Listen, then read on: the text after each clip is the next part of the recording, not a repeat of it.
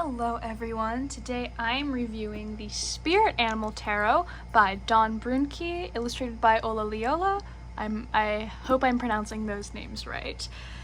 Okay, anyways, so the concept behind this deck is that every card is assigned an animal, and it's not like specific species a lot of the time. Like, for example, this is just like bear instead of like brown bear or like grizzly bear. But yeah, they're all assigned animals, and like the idea is that the spirit of the card kind of like embodies the spirit of the animal. So whereas some animal tarot decks are more like educational, this one is kind of more like light and fun, which I don't mean that as an insult. I think, I don't know, both like ways of going about a tarot deck are good in their own way, and I do really like this deck. So yeah, something notable about this one is that all of the cards have been renamed, both the minor and the major arcana. Like, as you can see here, this says like Guardian of Fossils.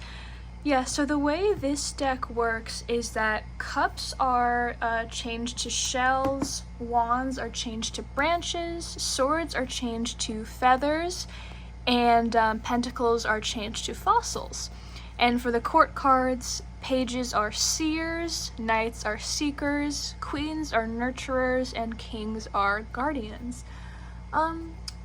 So yeah, and I'll talk about like the changed major arcana later in the video, because I also think that like the changed names of the major arcana are interesting, but just focusing on one thing at a time. Yeah, so I think this is really interesting. I'm always intrigued when tarot designers change the names of the minor arcana, and I think that the translation of the suits works really well, and it also, I believe the author discusses this in the introduction for the guidebook, but I also like this because like the changed names of the suits make it easier to apply them to the animal world. So I think that makes a lot of sense. I also I love the translation from pentacles to fossils. I love that so much. Yeah, I'm a fan. Now, with the court card translations, so court card translations are more common, I would say. So I've seen like some different ways of going about it. This deck's system for like the different court cards names, the different names of the court cards, is not my favorite one I've seen, specifically just because like seer and seeker are very like similar, but that's just like a slight thing I have to say. It's not that big of a deal. And I'm sure that the creator of the tarot deck put a lot of thought into that, more thought than I would just looking at it and being like, they look similar. So it's not a big deal. And this guidebook is very good. It is very, very extensive. We see like a guide to numbers, and here there's also like a guide to the suits, a guide to the court cards, and when you get into the actual, we also see a plethora of example spreads, some of which are like inspired by this deck specifically. Oh, and there's a sample reading too, which is very helpful. Oh, but yes, when we get into the actual interpretations, for the most part, very good, very extensive. It gives you like the card, gives you its traditional name, gives you some keywords, and then at the end there's also like a message. So big fan of this. Now, something you may have noticed is that these interpretations do not have reversals, which is always something I point out if there's like a lack of reversals in a guidebook, because like obviously as a tarot reader I prefer it when there are reversals. Something I will say is that in the introduction, the author like acknowledges the existence of reversals, although like they don't go that deep into it. And what I thought was interesting is that like in this section where they're talking about reversals, they're like, for a time I disregarded reversed cards until I had a reading with 8 out of 10 cards reversed. And I think it's interesting that, like, they had a moment in their life where they decided to stop ignoring reversals, and yet, like, they didn't include the interpretations in their guidebook, which, I don't know, it's not that big of a deal. And they do say that, like, as with all interpretation, use your intuition to discern meaning and importance, which I think is a good message. I think it's a good message for people, like, using tarot to trust their intuition, so it's not a big deal. And this guidebook, like, except for like the lack of reversals, is very, very good. So I mean, I can't really complain that much. It's just something I felt the need to point out. Oh, one more thing. I mean this so lightheartedly, but something that I thought was really funny is in this paragraph, the author was writing, "Every tarot deck reflects its creator's energy as well as its time. This deck, designed in 2012, a year of change and awakening." And when I read that, I had to do a double take for a second, because obviously at this point we have had years that have been way more chaotic than 2012, but I don't know, I just thought that was funny, just, you know, lightheartedly pointing that out.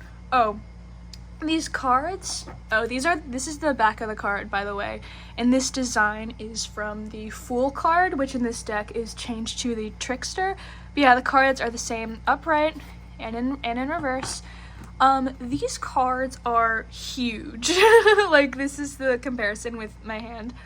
And I realized when I was preparing this video that in my Affirmators tarot deck review, I mistakenly said that those were the biggest cards that I owned. I actually brought an Affirmators tarot card in for size comparison. The Affirmators card is wider than this one, but it's shorter. So, I don't know. So, yeah, these cards are, like, huge, which could make them difficult to shuffle, but they are, like, very, very flexible, so that's good. Anyways, now I'm gonna get into some of my favorite cards in the deck design-wise. I just realized I haven't mentioned the art style of this tarot deck yet.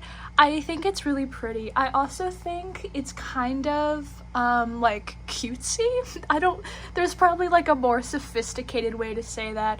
I think that this deck has a very, like, cute and, like, bright art style, which, I don't know, I think it sets it apart from some of my other tarot decks. But yes, this is the Nine of Shells, or the Nine of Cups card. This is the Five of Cups, Five of Shells, very pretty.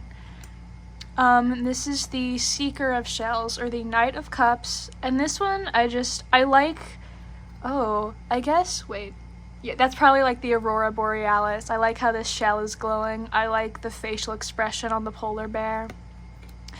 And this is the five of branches. I like how the scorpion is glowing.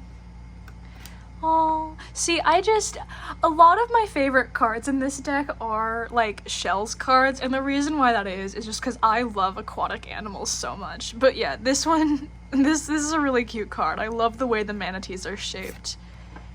Oh, and the Seeker of Branches. There's just something about, like, the camel's facial expression and, like, the fire on the branch that I enjoy. And the Ace of Shells, I like the light coming in from the top of the water, and, like, I think that's kelp, I don't know, I like the design on the kelp. Oh, and this one is just really pretty. I like the way the turtle is drawn. Oh, and I like the way the pig is drawn. Like, just the pig looks really happy with the fossil. It's nice. Oh, and the Seven of Shells. I just like aquatic animals. Case in point, there are so many shells cards in my selection of favorites. Oh, but yes, they look very happy. Like, the otters in this one look really happy, and, like, the heart-shaped lily pads are so nice. And the hippos, and they're all, like, a happy family, and, like, the baby hippos look so cute, and they're designed so well. Like, the shading and, like, the coloration on the hippos is really good. And this one I like both for the design. I also think beaver is a clever choice for the Eight of Pentacles card. Oh, and now we're into some of my favorite major arcana. I love the design of the bees, and I like the design of the hive. And the elephant is so pretty. I like the purple, like the shades of purple on the elephant. This one for the bat, I really like the way the light looks behind it. And for the horse, the spirit of freedom, I like the wings and like the shades of blue on it. And this, the whale, the all-encompassing, is the world card. First of all, I really like the design of the whale. I think a lot of people will agree with me on this. I really like it in forms of media when whales are viewed as like really wise beings, you know? And so I think that the whale being on the world card makes a lot of sense. Oh, but yes, so in addition to that, I pulled out some major arcana whose like renamings I appreciated. So for the Empress and the Emperor, I appreciated how they were like changed to be Earth Mother and Earth Father. Like, I like that they match. I also think that's interesting because like obviously the Emperor card is associated with Aries, which isn't an Earth sign. But yeah, I like that they match. I think that was a cool decision. And then the Strength being ruler of the open heart, I really appreciated. Because, you know, strength, like the Strength card, it's all about loving, and it sees like it defines strength as having an open heart towards people, you know, and how it talks about how like love doesn't make you weak and how like the real strength is in sensitivity and whatever. I like this renaming. And I love how the tower is called the Quickener. I like, because I think that's like a really accurate way to refer to it. And it would also, if like the tower card was called the Quickener, people might be less afraid of it. Which, you know, sometimes the tower card can refer to really scary things, but sometimes it can just refer to a much needed change, which this deck reflects. And Temperance being the angel of alchemy, I really vibe with that. And also like this swan is really pretty, but I just thought like the angel of alchemy was a good title. Okay, well, that's all I have to say about this deck. Overall, I like the art style, and I think that like the art style as well as the renamings of the cards, I think it sets this deck apart from the crowd, I would say. Oh yes, and the guidebook is, except for the lack of reversals, like very, very extensive, very good tool. Alrighty, well, that is all I have for you today. Thank you so much for watching, and I will see you next time.